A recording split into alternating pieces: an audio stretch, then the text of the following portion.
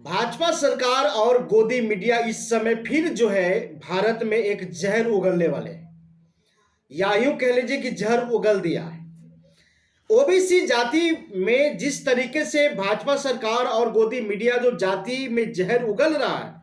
वो जहर काफी ही बेहद नुकसान फिर से करने वाले लोगों को है। मैं आपको बताना चाहूंगा कि राहुल गांधी ने जो बयान दिया था, जिस बयान पर राहुल गांधी के ऊपर एफआईआर हुआ और उस एफआईआर के लेकर के राहुल गांधी को सदस्यता रद्द की गई, उसमें फिर से जो है जातिवाद की जहर उगल रहा है। अब राहुल गांधी ने सिर्फ इतना कहा था कि अंबानी के साथ और नीरज मोदी के साथ और जो ये देश की जो तमाम मोदी है, ये देश को डुबोने की काम कर रहा है और देश को जो है बर्बाद करने की काम ये जो मोदी संगठन ये कर रहे हैं। अब उसमें राहुल गांधी को जिस तरीके से एफआईआर किया गया मनहानि के मुकदमा को लेकर के, और उसी में 2 साल की सजा, और 2 साल की सजा अगर किसी एमपी विधायक को हो जाता है तो उनका जो सदस्य वो भंग हो जाता है, और उस तरीके से भंग करके राहुल गांधी को अब जो है पार्लियामेंट और सदन से हटा दिया गया। अब जो है राहुल गांधी लगभग 8 से 9 साल चुनाव नहीं लड़ेंगे और कोई विपक्ष भी जो है पार्लियामेंट में नहीं होगा। अब जो है राहुल गांधी को जिस तरीके से पार्लियामेंट से लोकसभा के सदस्य से हटाया गया है, उसी तरीके से अब जो है बीजेपी और ये गोदी मीडिया अब ये भारत के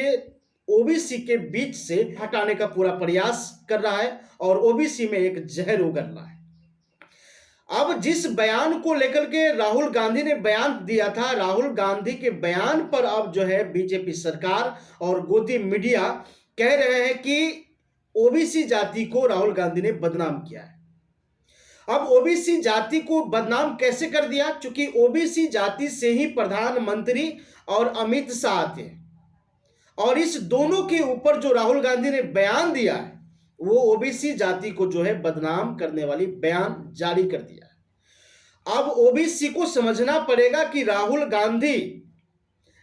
गांधी ने ओबीसी को बदनाम किया है या देश की व्यवस्थाओं पर आवाज उठाया है। सबसे बड़ी सवाल यहां खड़ा होता है कि अब ओबीसी को समझना पड़ेगा। अगर ओबीसी नहीं समझता है तो इस जहर को वो अपने साथ नस्ल के लिए तैयार रखे, क्योंकि इस समय जो वर्तमान में ओबीसी जीवित है सिर्फ वही इस जहर को नहीं पी सकते हैं, बल्कि आने वाले नस्ल जो भी जो है इस जहर को पी सकते हैं। लेकिन चलिए मैं आगे आपको लेकर के चल रहा हूं, क्या राहुल गांधी ने जो बयान दिया क्या ये ओबीसी के खिलाफ है या फिर नरेंद्र मोदी और अमित शाह के खिलाफ है? जिस तरीके से आज मीडिया, जिस तरीके से आज गोदी मीडिया और जिस तरीके से भाजपा सरकार जहर घोलने की काम कर रहा है ओबीसी के बीच में, अब यही ओबीसी जो है आरजेडी की वोट बैंकिंग है बिहार में, और यही ओबीसी कम से कम तो 50% से ज्यादा राहुल गांधी को सपोर्ट करने वाले थे इस 2024 के चुनाव में। लेकिन ये सारा सिस्टम ही उल्टा कर दिया भाजपा सरकार ने। अब राहुल गांधी जो प्रधानमंत्री बनने के ख्वाब देख रहे थे वो ख्वाब जो है टूट गया,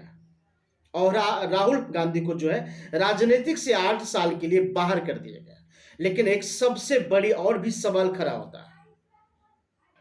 सवाल खड़ा होता है कि अब जो है विपक्षी राहुल गांधी तो रहेंगे नहीं,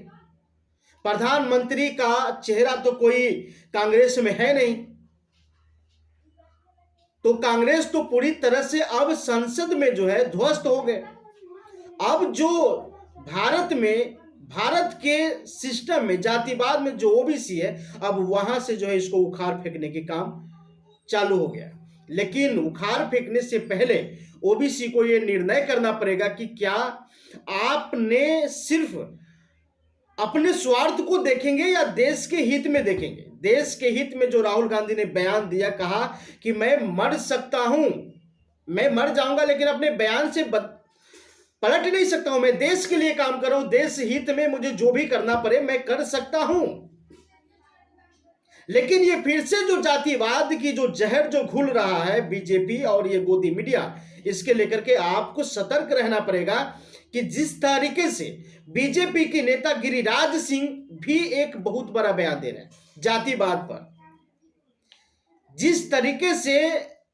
राहुल गांधी की सदस्यता रद्द हो चुकी है, उसी प्रकार से लालू प्रसाद यादव का भी सदस्यता रद्द हो गया था। तथा कथित तौर पर मैं आपको बताना चाहूंगा,